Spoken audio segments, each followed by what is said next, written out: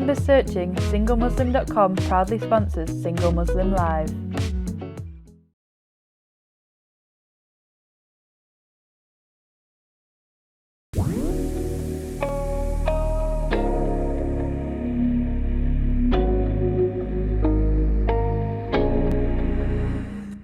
Assalamu alaikum and welcome to Single Muslim Live here on British Muslim TV, sponsored by SingleMuslim.com. I'm Fahima Mohammed, your relationship coach, and we are going to be hosting you tonight. I am really excited for another really hot topic. And inshallah, I want to also welcome every one of you who are streaming from across Facebook or Twitter or live on Sky Channel 752. I do want to let you know that you can actually participate in the discussion tonight, and that is by calling in live into the studio. The number will be there open throughout the show, and you can do so by calling in on 01924 231 Please remember that the bill payer needs to be advised for your call if you are not paying the bill. Also, if you are going to call us anonymously, please do so on the WhatsApp service, and that would be on 07588355150. We are going to be talking today to a very special guest who is quite passionate about what she does, and I hope that we all can really get some value for tonight. And it's a really interesting topic, and we're going to be talking about preparing for the wedding night. We're going to be doing that with my guest today, who is Amirah Zaky. Assalamu alaikum, Amirah. Thank you so much for inviting me to be a guest on today's show. No, I am so happy you're here today. And to be honest, it's an absolute pleasure. I know what you do, you're very passionate about. So before we go into the topic, tell me a little bit about you and what you do. So I call myself a sex educator and vaginismus coach. And inshallah, hopefully at some point today, I can talk a little bit more about what vaginismus actually is in case people are listening and are not sure what it is. Kind of growing up, I didn't expect that I would become a sex educator, but it became, I kind of decided that this was what Allah wanted me to do based on my own personal experiences and based on me really wanting to make a positive impact, inshallah, within the Muslim community. I really love that, and the fact that you are actually doing this because, you know, at the end of the day, this is something that you are definitely passionate about and you are an expert in. And this is the kind of topic that comes up again and again. There are a lot of Muslim women and men that do find that it is something that they actually find really, really testing on the wedding night.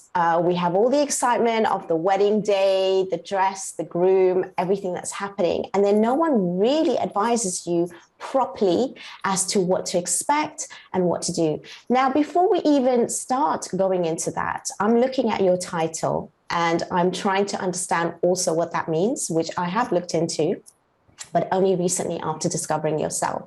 Now, for the audience and everyone that's watching, can you describe and explain and define what is a vaginismus coach? Describe and define that for me, please.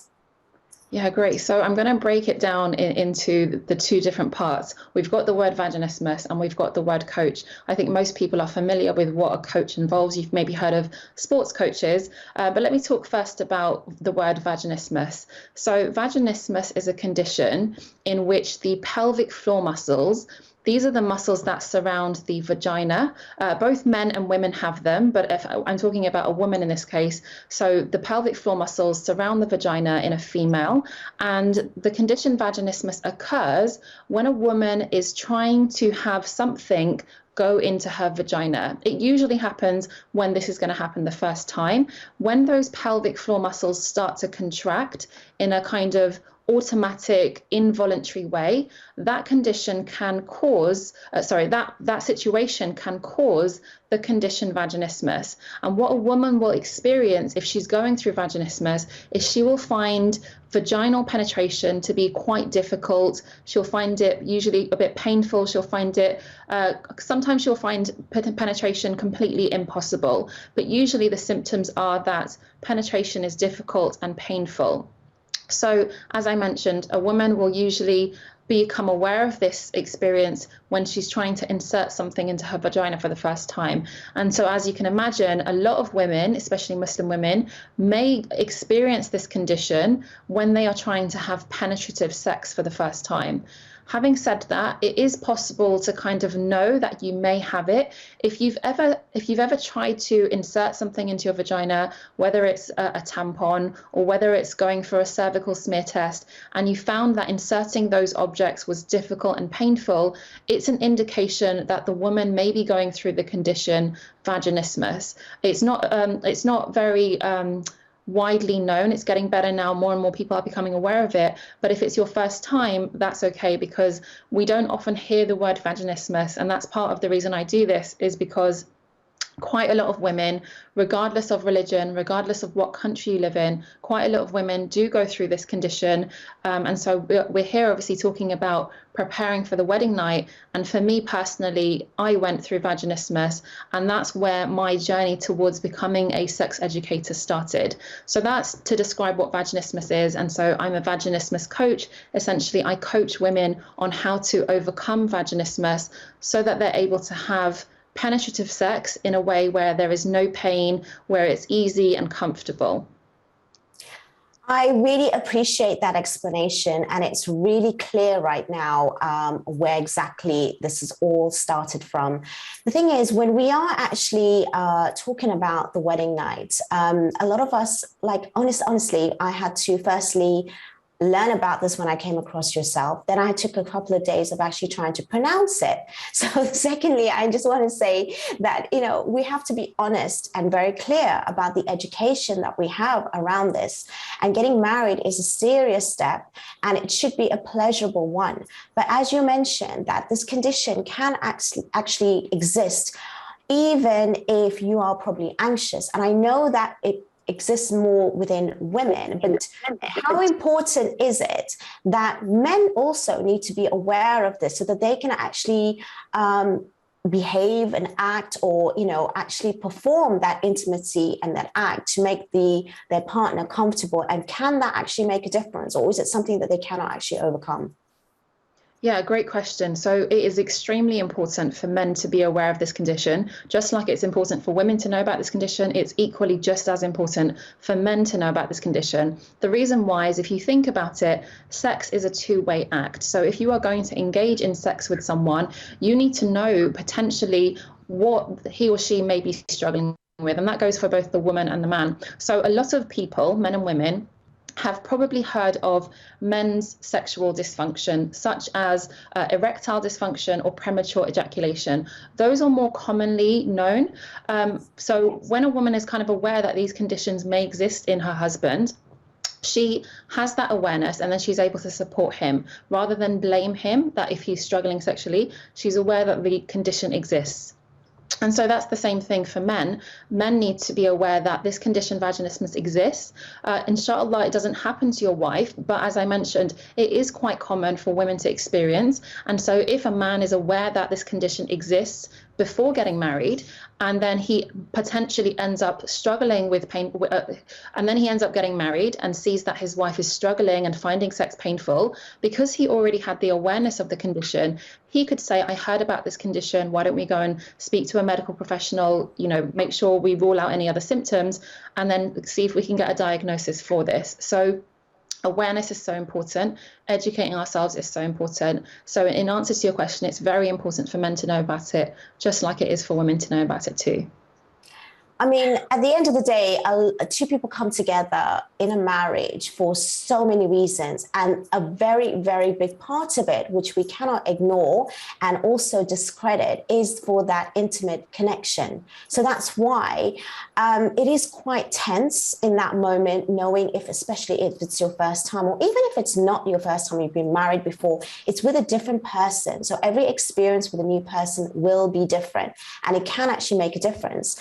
Now, in your opinion, when would be a good time to actually have these conversations before the wedding night? Because you don't want to be sitting there on your wedding night talking about this. I mean, you could to a certain extent, but you do want to experience that moment where it's a little bit more relaxed and you've actually been comfortable. And a lot of people are shy about this, thinking that it's just going to happen. And they literally wait till that second before they actually go into the room and they are together alone. And that's only the time that they would ever discuss, or even maybe never discuss, or just try and, go into that physical act. So what would be your guidance for two people who are coming together to actually discuss this? Yeah, great question. So I definitely do recommend that two potential spouses talk about sex before they get married. It doesn't have to be one of the first few conversations when you're kind of initially getting to know someone. It doesn't need to be brought up then. But as things start to get more serious, and as you become more and more likely to marry this person and you feel like this is the right person for you, one of the potential spouses, it doesn't matter whether it's the man or the woman, one of them needs to make the decision to bring up the conversation about sex. Both the man and the woman are naturally potentially going to feel a little bit nervous or a bit awkward to bring up the conversation. The reason that we tend to feel that way is because most Muslims grow up in a household where sex isn't very openly talked about. And so when we are not used to talking about something, it can feel a bit nerve-wracking and a bit awkward to bring up that conversation, especially because I know that a lot of people tell me that they feel worried to bring up that conversation because they think that the potential spouse may think negatively of them. And so that's why I recommend saving the conversation about sex towards, if you have kind of set the date and you know that you're going to be married in a few months' time or in a year's time, in the lead up to that, and you kind of know that you're committed to this person, in the lead up to that, one of you needs to bring up the conversation about sex from a very kind of compassionate, positive way to prevent future problems. Because if you don't kind of find a way to overcome those awkward feelings, and if you don't find a way to bring up that conversation before you get married, unfortunately what we've seen is sometimes it can lead to problems within the marriage. That is something that we're going to definitely touch on, especially after the break, which we are heading towards in a moment. So please stay tuned, and I have many more questions for you, Amirah. We'll see you shortly after a few moments. Assalamu alaikum.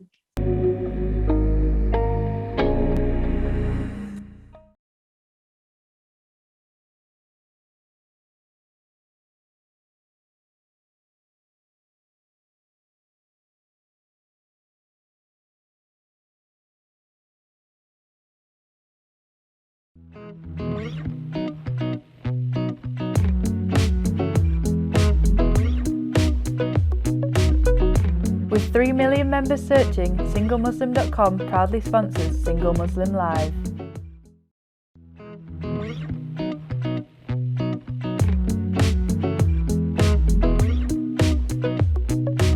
With 3 million members searching, SingleMuslim.com proudly sponsors Single Muslim Live.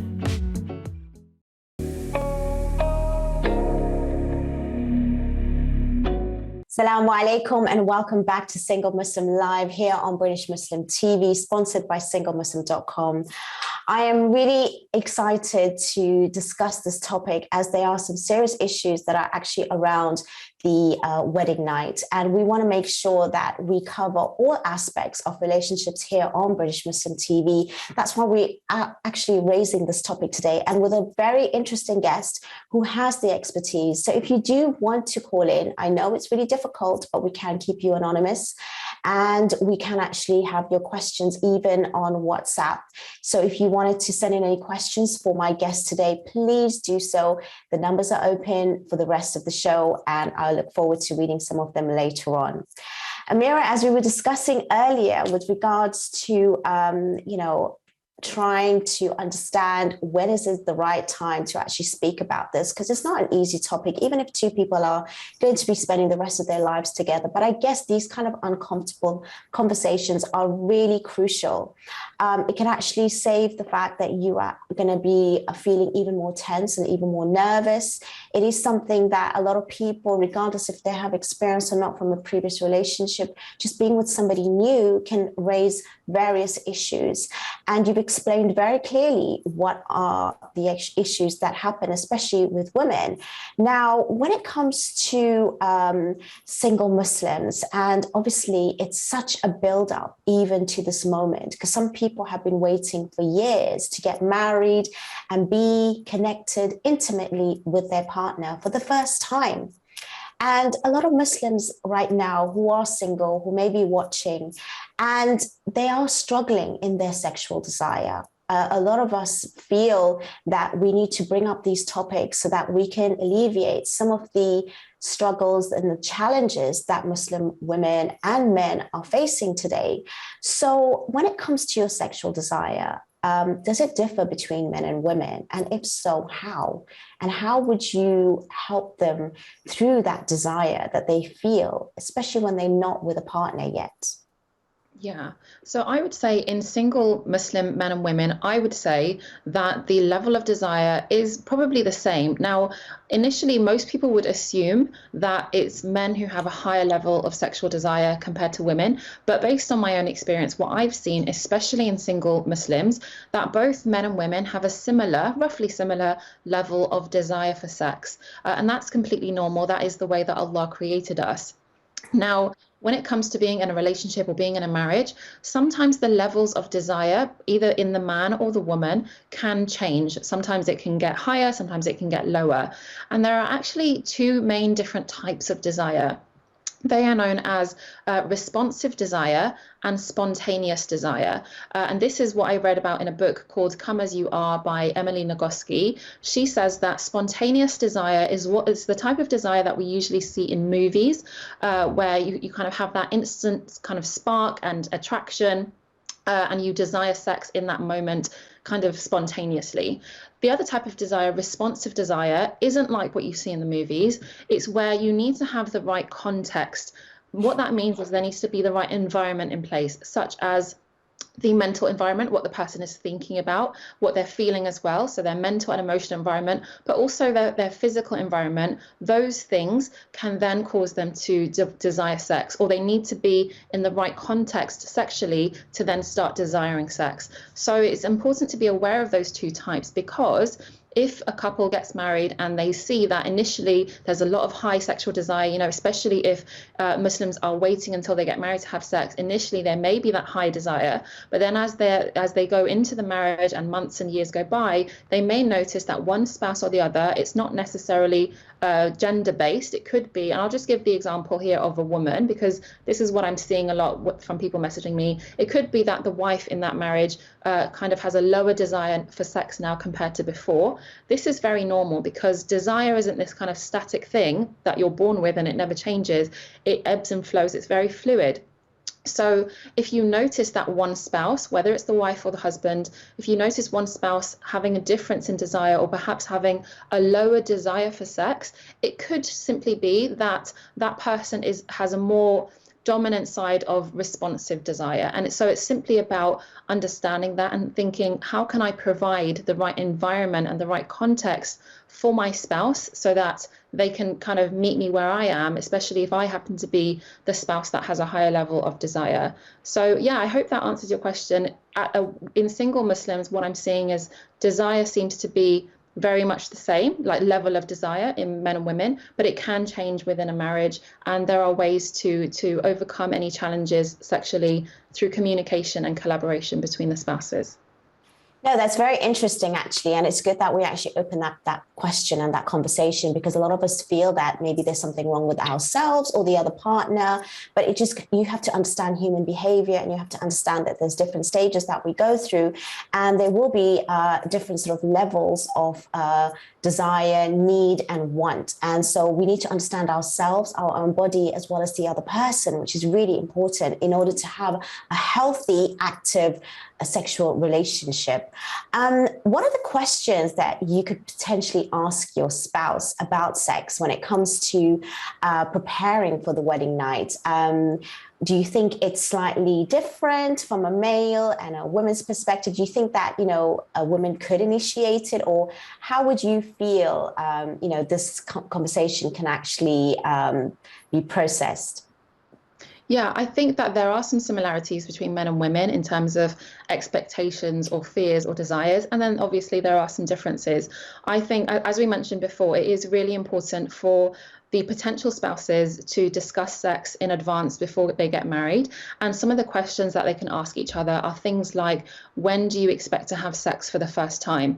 And the reason I'm saying that is because even though the topic of today's show is preparing for the wedding night, I think the terminology of the wedding night is such that there's this expectation to have sex for the first time on the actual night of the wedding. So you've just thrown this really big wedding party, and then you get to your place together, wherever you happen to be together, and you are meant to kind of drop everything and have sex immediately. And while that can happen, and there's nothing wrong with it Islamically, you're now married, it's sometimes a little bit unrealistic to have that big expectation. If you really think about it, most couples after a big celebration are going to be together for the first time, are most likely in a position where they are going to be seeing each other naked for the first time.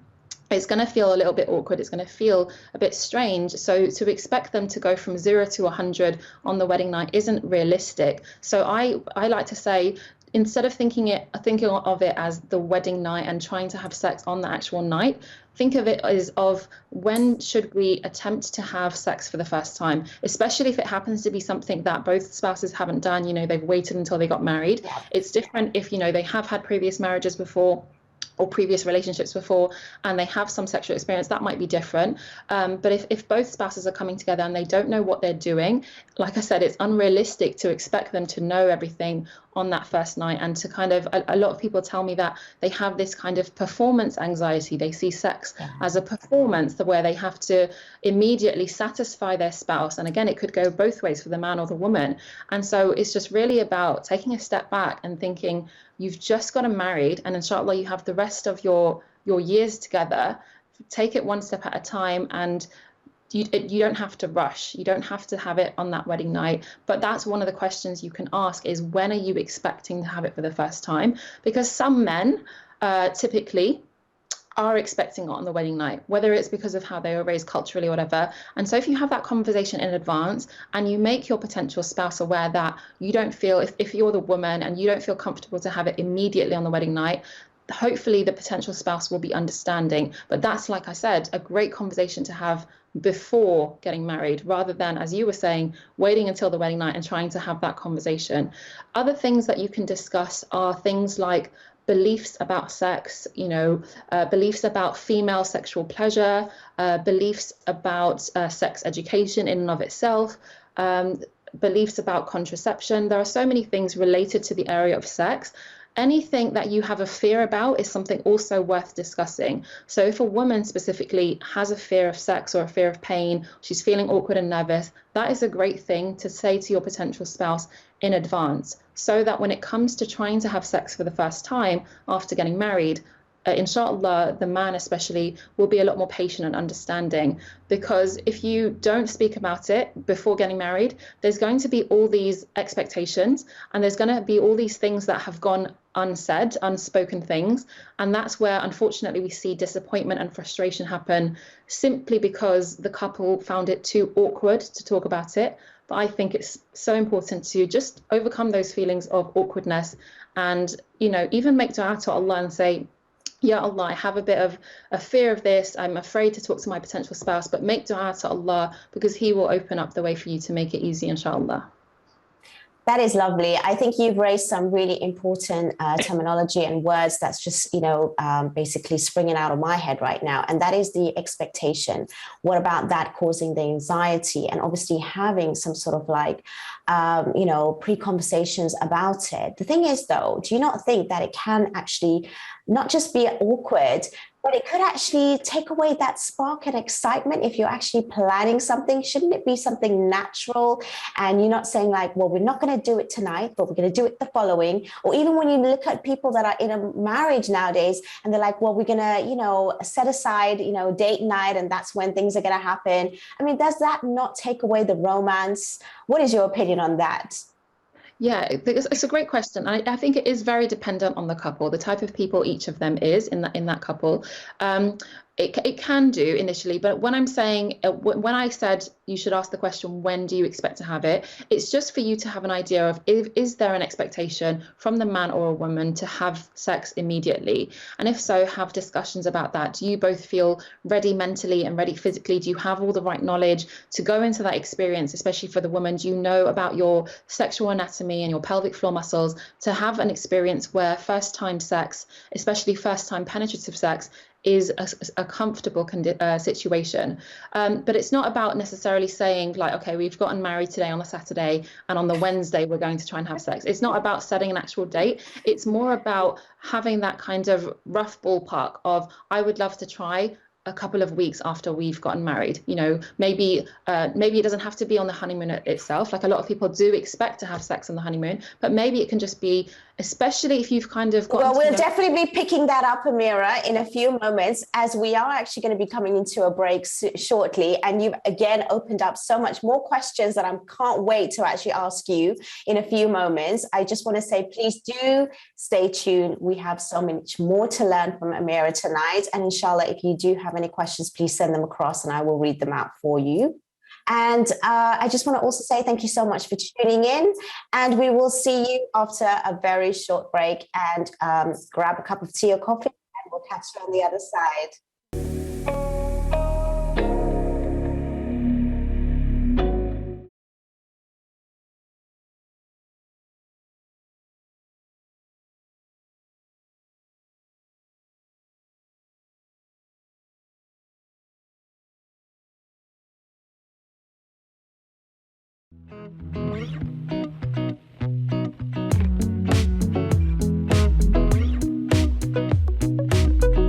With 3 million members searching, SingleMuslim.com proudly sponsors Single Muslim Live.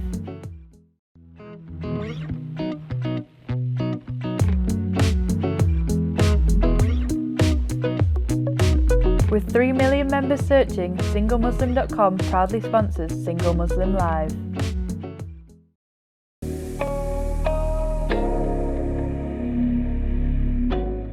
Assalamu alaikum and welcome back to Single Muslim Live here on British Muslim TV, sponsored by SingleMuslim.com.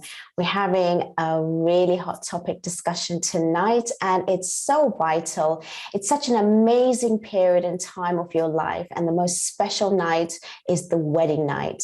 So I'm here with Amirah, asking her loads of questions, trying to make sure that we give as much information to everyone that's watching. And if there's anything that you would like to add, please do call in or send us a message. Amirah, we were talking about obviously the romantic side of having that wedding night feel special and be special.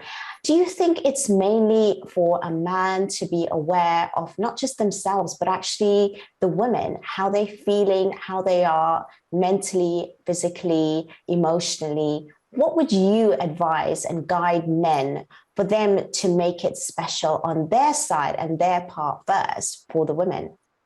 Yeah, great question. So I think this all starts from a man really taking it upon himself to educate himself as much as he can about sex from good sources. So sources that are not against Islam, sources where, you educate yourself about the sexual rights of both the husband and wife, but really seeing sex as something that is holistic. Sex is not just a physical act. It's not just something that a man or a husband can demand of his wife and expect to happen immediately, because that doesn't come from the Sunnah. Sex is, as I mentioned earlier, it's a two-way act. So it's involving another person, your wife, who is a whole being, who has emotional needs, mental needs, and physical needs. So it's not just about your needs being higher than her needs. It's about you two are equal in the sight of Allah. And however you expect sex to go, it cannot happen in a way that goes against Islamic guidelines and principles, or goes against Islamic spirituality. It's also really important to think about our example in our Prophet Muhammad sallallahu alaihi wasallam, how he went about having sex with his wives. So it's really about educating yourself as much as possible about sex in advance. And what's really important is finding authentic hadith about this. So one of the authentic hadith is where the Prophet Muhammad sallallahu alaihi wasallam said that you should not approach your wife like an animal, where you just kind of expect sex to happen immediately without any foreplay. And our Prophet Muhammad sallallahu alaihi wasallam, he would highly recommend foreplay being things like kisses and sweet words. That was what the hadith was about. And so when you think about that, it's really important to know that there are differences in men physiologically and differences in women compared to men physiologically and hormonally, and it's important to understand that, you know, if you are wanting to have sex with your wife, you need to see her as a whole being, and ask yourself, what is it that I need to do to turn her on? What is it that I need to do to feed into her desire for sex, to cause her to be aroused? Because that's going to then work in your favor if you're the one wanting to have sex. So it is important to see your wife holistically, mentally, emotionally, and spiritually, and really pay attention intuitively as to how would Allah like me to approach this act of worship, because that's the way we need to be seeing sex. Is we need to be seeing sex as an act of worship within our marriage. It's also a form of charity. And so just like when we do other forms of worship, our intention is so important. That applies to sex as well, because this is an act that you are doing and Allah is watching you. So it cannot be oppressive or manipulative or forced or harmful or painful. It needs to be on the basis of having compassion and love, mutual respect, mutual understanding, and something where you can both collaborate and communicate about it, so you are supporting one another. Because the way you engage in sex is really a reflection of your relationship with your spouse and a reflection of your marriage. That is so interesting, and I'm glad that you raised what you have. It's so important that we do understand the rights and the responsibilities. So I do have a question on WhatsApp, actually, which I'm going to be reading out soon. But at the same time, I just want to also say that thank you so much for actually sending this in. The question is, from my understanding, would you agree it's important to be clean shaven in the private areas for preparing for the wedding night, as this is a topic for today? I do agree we all want to be desired, feel loved. So what's your response to that, Amirah? Yeah, so it comes down to personal preference, really. If it's going to make you as the woman, I'm assuming that this is a woman asking, correct? Yeah, I'm not sure. It's an anonymous, so I'm not sure. I don't know who it is. So Yeah, but we can take it from both sides. Yeah, it can go either way, whether it's the man or the woman. If that's going to make you feel more comfortable and relaxed, you know, being clean down there isn't necessary. But in terms of being shaven, that needs to come back to what the hadith has been narrated, that it does need to be trimmed. There's a kind of certain rough size measurement as to how long we should be able to grow our pubic hair and how much it needs to be trimmed. But if you're talking about kind of being fully shaven down there, so that there's no more hair down in your private area, then that comes down to personal preference. It also comes down to what both spouses like, and that you may not know initially. It may come after, you know, being engaged in sexual activity with your spouse for a while. One spouse might actually prefer a little bit of hair because it might be a bit less prickly, for example. So it really is kind of down to personal preference for both the man and the woman. But in terms of, if you mean like first time sex or the kind of wedding night experience, whether it's necessary to be fully shaven down there, it's not necessary. It comes down to your preference. If that would make you feel more sexually attractive within yourself, then absolutely it's something you can go for. Thank you for that. And I hope that answers your questions. And thank you for sending that through. That actually comes on quite nicely to my next question. With regards to the different sexual desires that we do have for one another, obviously, we're not going to know straight away. And again, even if we did have experience from a previous relationship, everybody is different. How would you have someone maneuver around that? And how much time do you think that someone should take? And isn't it important that they do take that time to not just be full on thinking that, yeah, we're going to be there for each other in the best way possible from the beginning, and there's going to be complete satisfaction and fulfillment from both sides? And how important is that for individuals to understand that when they are together, that it takes time to explore, it takes time to understand each other's desires, and it does change over time as well. How would you sort of advise that, Amirah?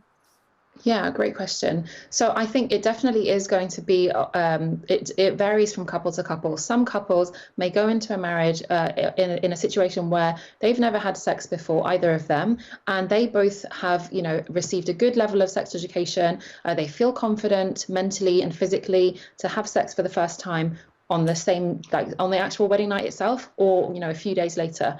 Other couples will need a bit more time. They may need a few weeks to get to know each other better, especially if they kind of met in a very traditional way, where maybe they didn't have that many conversations before getting married, or maybe they always had someone else present in the room when they were getting to know each other, so maybe they couldn't have this conversation in advance. So now that you are married and you are alone together, it is about taking time and really paying attention to your spouse's needs. And again, this can go both ways. And so when it comes to that as well, what I want to say is, if you think about it, if you are getting to know each other before marriage in a kind of traditional Islamic way, where you are not touching hands, you are not doing any kind of kissing or sexual activity before the marriage, when you are finally married, I want you to think of it as though you are kind of now dating each other in the kind of traditional Western way. And if you think about it, most people who date in the traditional, in the Western way, sorry, not traditional, most people who date in the Western way typically don't have sex immediately. They do the dating period for a few weeks, a few months. That's kind of the same as now that you're married, you can date each other. You don't have anyone else there with you in the house or in the room. You can go out to movies and restaurants, or have dates in your home. So see it that way, as it doesn't need to be immediate. It is going to take time to figure out what turns on your spouse, and figure out what helps you to desire sex. So take your time with it, and really from the very beginning, keep open lines of communication with your spouse, especially when it comes to something like sex. I think that's lovely what you just suggested, actually. And I never really thought of that before when you first get married, because a lot of us, we do not have that way of getting to know your partner beforehand, and it isn't a traditional way. So it's a really good step to start off that marriage, as in the halal dating, when you're actually married, and take your time to really get to know each other, especially in a physical way and the intimate way, and then, move forward from there. I think that's a really, really good sort of like tip to move into a new marriage, and hopefully that honeymoon period will last even longer. So when it comes to the things that men and women need to know before first time sex, does it differ, and what are the differences, if there are any? Great question. So there are many things that both men and women need to know that are the same, and then there are a few slight differences. So I'll talk about the things that both men and women need to know, and then I'll kind of go into the gender-based differences. In terms of what men and women need to know about your sexual anatomy, I would say more so for women, actually, because for men it's quite easy to see, whereas for women their sexual anatomy is a little bit more kind of internal and hidden, which will require them to possibly use a mirror to look at themselves down there. For any women listening, I highly recommend, before you get married, use a mirror, preferably like a handheld mirror or even a full-length mirror, it doesn't matter. But spend some time looking at yourself down there, and it's probably going to feel a bit awkward if you've never done this before. I'm not here telling you to do anything haram. You are simply looking at a part of your body. Just like I am able to look at my hand now, this hand that Allah created, I'm advising you to look at yourself down there and figure out the different parts of your sexual anatomy. When it comes to men, this is something that they don't need to necessarily look at, but be aware of the fact that if you've ever been exposed, and in the society we live in now, it's very hypersexual. that it's very hypersexualized. There are images of sex out there. You may have seen what a vulva looks like. And I'm using the word vulva because that's the proper terminology. Most people tend to use the word vagina. You may have an expectation of what your wife's vulva should look like. Try and get rid of any expectations, because the images you've seen out there are designed for entertainment, and they're usually airbrushed. So don't expect your wife's sexual anatomy to look the same. When it comes to a woman, I definitely recommend looking at yourself down there with a mirror, making sure you know the different parts, making sure you know where your clitoris is, making sure you know where the opening of your vagina is, because believe it or not, so many women tell me that they get married and then they try and have penetrative sex for the first time, but they don't actually know where the opening of their vagina is. And so when you think about it, it's going to be very difficult for you to do the act of penetrative sex if you don't know where the opening of the vagina is. So that's one of the things. Well, I think we will definitely continue this conversation after the break, and you've definitely given us a lot of food for thought right now. So hopefully we will see Amirah at the other side of the break, and we'll have much more questions for her. And I hope for you to actually stay tuned and stay exactly where you are. And hopefully we will be catching you with more questions.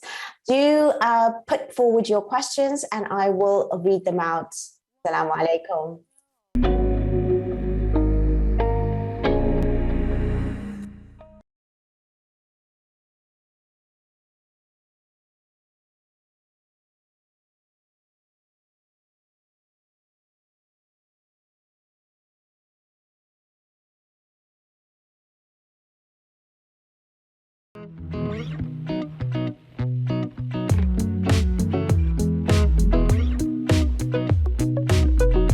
With 3 million members searching, SingleMuslim.com proudly sponsors Single Muslim Live.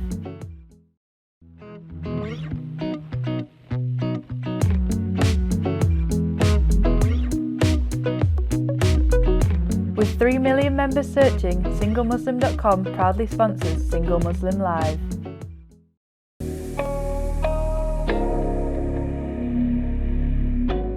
Assalamu alaikum and welcome back to Single Muslim Live here on British Muslim TV, sponsored by SingleMuslim.com.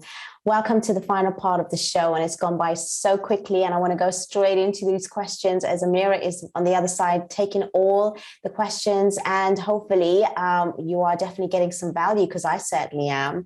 Amirah, we're going into the anatomy and understanding how men and women should know themselves and the other partner, and how important it is to actually have these kinds of information and knowledge. What are the myths that actually exist around, intimacy? And because I've heard quite a few, and people coming up to me speaking in a particular way, saying that these are the kind of things that happen. And, it's really quite astonishing as to the information, even with so much advancements out there, there are so much lacking of the actual happenings around, the first time when you are intimate with each other. So what have you heard that you would like to maybe eradicate tonight? Yeah, so one of the biggest myths that is out there regarding sex is the myth that first-time sex is meant to be painful for a woman. That is a very common myth out there, and it's very damaging for a woman to be told that and for a woman to believe that, because it is that myth itself that is one of the biggest causes of the condition vaginismus that I was talking about, in which a woman finds penetrative sex very difficult and very painful. So I'm here to tell you, for everyone listening, whether you're a man or a woman, first time sex is not meant to be painful for a woman. And I really want you to start believing that. And the reason I know this is because I've experienced both.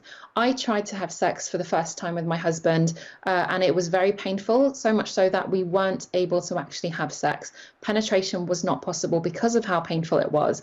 And after overcoming the condition vaginismus and finally being able to have proper sex for the first time with my husband, I saw for myself that there was no pain at all. And so that is an indication that if you are here listening to this, it is so important to educate yourself in order to prepare yourself mentally and physically for first time sex.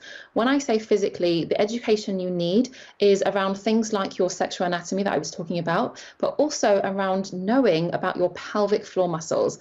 Especially in women, it's so important to know how these muscles function and what it feels feels like when these muscles are contracted and relaxed. Because if you are trying to have vaginal penetration, it is important to know how to get your pelvic floor muscles to be relaxed, because this is what will allow your husband's penis to penetrate the vagina without any pain, and for it to be a lot more comfortable. Another myth that's out there is regarding the hymen. There is this big myth that the hymen is an indicator of a woman's virginity. That is not true. There are women who have never had sex before, have never had penetrative sex before, but their hymen is not intact. And this is the case for so many women. But when you think of, when you educate yourself about the hymen, you come to find that the hymen is a very thin membrane that kind of lines the opening of the vagina. And in the majority of women, especially when they are of age where they are about to be married, in most women, that hymen is not intact, because as she went through the different stages of her life, through any kind of physical activity, the hymen starts to kind of break down and disintegrate and starts to stretch. And so this idea that the hymen is an indicator of virginity is false. And actually, the hymen itself hasn't been talked about in Islam. It's not talked about in Hadith. So we need to come away from this kind of purity culture and patriarchal culture that a woman's hymen has to be intact in order to prove her virginity. The other myth related to that is that all women are meant to bleed when they have sex for the first time. This is a complete myth. There are many women, again, who have never had penetrative sex before, and then when they have penetrative sex for the first time, they do not bleed, and this is completely normal. I'm glad you've actually said all of that, because those are the very, very common myths that it is out there, and it actually has caused a lot of discourse and disruption and interruption into that first night of marriage, and even to cause, second guessing the actual credibility of that person. So I'm really happy that we actually did address that. I know it's a really obvious question, but I think it's really important that we do understand, what is the purpose of sex in a marriage? So I see that the purpose of sex are three main things. The purpose of sex within a marriage is first and foremost worship. The second purpose of sex is intimacy. And the third purpose of sex is pleasure. And it's possible for all three of those to be in place. And that, I believe, is the goal of sex. The goal for sex in terms of the way Allah intended for sex to be within a marriage. So worship, intimacy, and pleasure. Therefore, if you prioritize that in any sexual experience with your spouse, inshallah, you will find that experience to be really positive and really enjoyable, and something that will continue to strengthen your relationship within your marriage, inshallah. And what is the truth about the wedding night? Let's get straight into it before we are coming towards the end of the show, but let's just get into the main idea of what is the truth about the wedding night. So the first thing I want to say is that you do not need to have sex on the wedding night. You don't need to have first time sex on the wedding night. You can if you want to and if you feel ready mentally and physically, but you don't have to. There is nothing in Islam that says you must have sex on the wedding night. Like I said, you can if you're ready, but if you want to wait a little bit, that's also perfectly fine. And it's something I would actually recommend is, if it's both of your first times, give it a little bit of time to get to know each other, to kind of build up your confidence around it. So that's the kind of main message around the wedding night. Do as much as you can before getting married to educate yourself about your bodies and about sex itself and about your sexual rights and about how Allah wants us to enjoy sex within our marriage. Do as much education beforehand, but also bear in mind that sex is a lifelong journey, and sex education should also be a lifelong journey. Thank you so much for that. We do actually have a question for you, Amirah. The question is, firstly, are you married now? And also thank you for the advice and the input. They are stating that because there is a party culture and hookup dating worldwide, when it comes to partying, I avoid this. However, as we spoke about communicating, and it's important for a relationship and marriage, Amirah, you say we shouldn't be worried about our libido. Any advice for me to not be ashamed about mine? So the thing I want to say is, in the Quran, Allah describes sexual desire amongst the prophets. So there is a surah, as we know, Surah Yusuf, where he describes sexual desire. Most people, when they read that surah, they kind of understand that it's just the woman who has desire, and they falsely assume that the prophet didn't have any desire. But when you actually read the ayahs, some of the ayahs say that Prophet Yusuf in the Quran, he is saying to Allah, Ya Allah, protect me from this, because if you do not protect me, I will succumb to this. That means that Prophet Yusuf did feel some desire, some sexual attraction, and so he asked Allah to protect him. That the reason I'm bringing up that specific ayah in regards to libido, in regards to desire for sex, whether you're a man or a woman, is simply to say, if Allah created prophets with sexual desire and prophets were human, we also are going to be experiencing sexual desire. Sexual desire is part of our human experience. Allah created us with our sexuality. So if you desire sex, there's nothing to be ashamed of. The desire for sex is a feeling. Allah is not judging us based on our feelings. Allah is judging us based on our intentions and our actions. So if you're in a situation... Thank you, Amirah. Before we continue, I just want to make sure that we do take this caller, because we have come towards slightly the end of the show, but we do have a caller online. Assalamu alaikum. Assalamu alaikum. So I just wanted to say, when you're talking about sex, if you rewind back in time, I think sex was only there for when back in the days people wanted children, and that's why they done it. Now it's just went too far. People are just thinking it's pleasure and desire. I think that's just been extreme. It was just for children, and maybe now it's just every time people want sex, which is crazy, man. And what about lesbians and other gays? Is it not different sex for them as well? Everyone's entitled to whatever way they want it, I suppose. Anyway, Assalamu alaikum.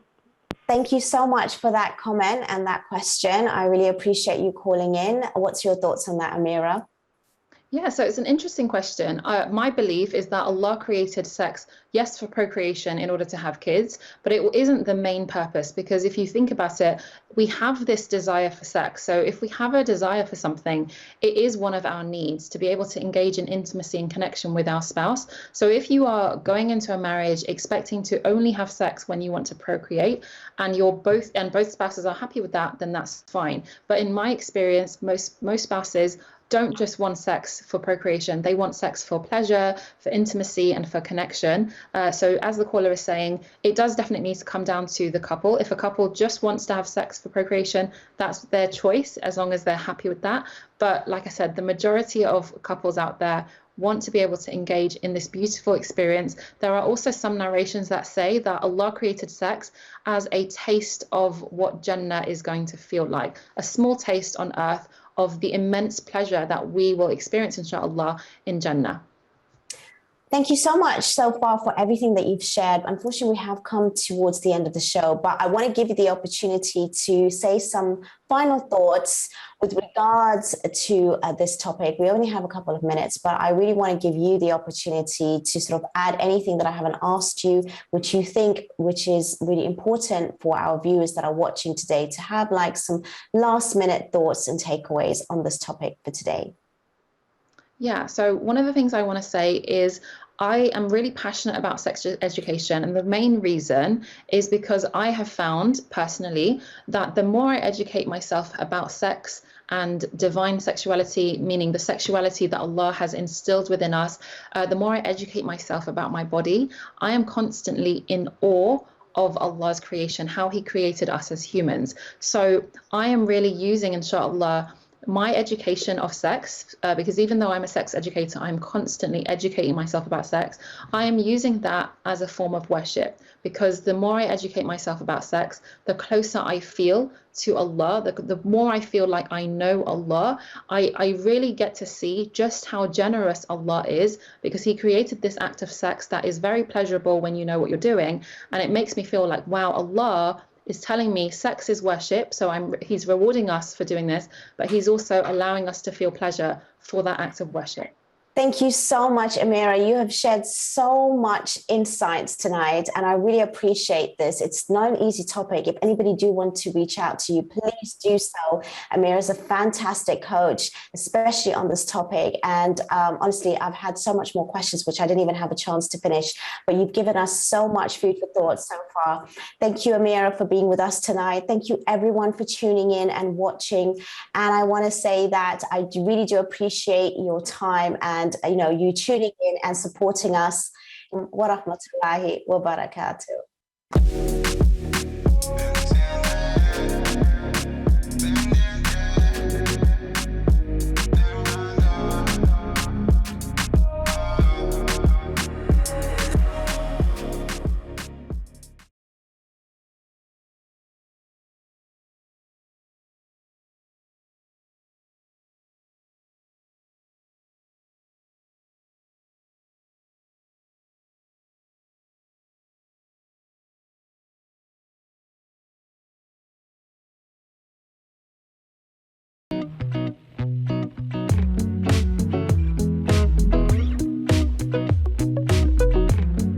3 million members searching, SingleMuslim.com proudly sponsors Single Muslim Live.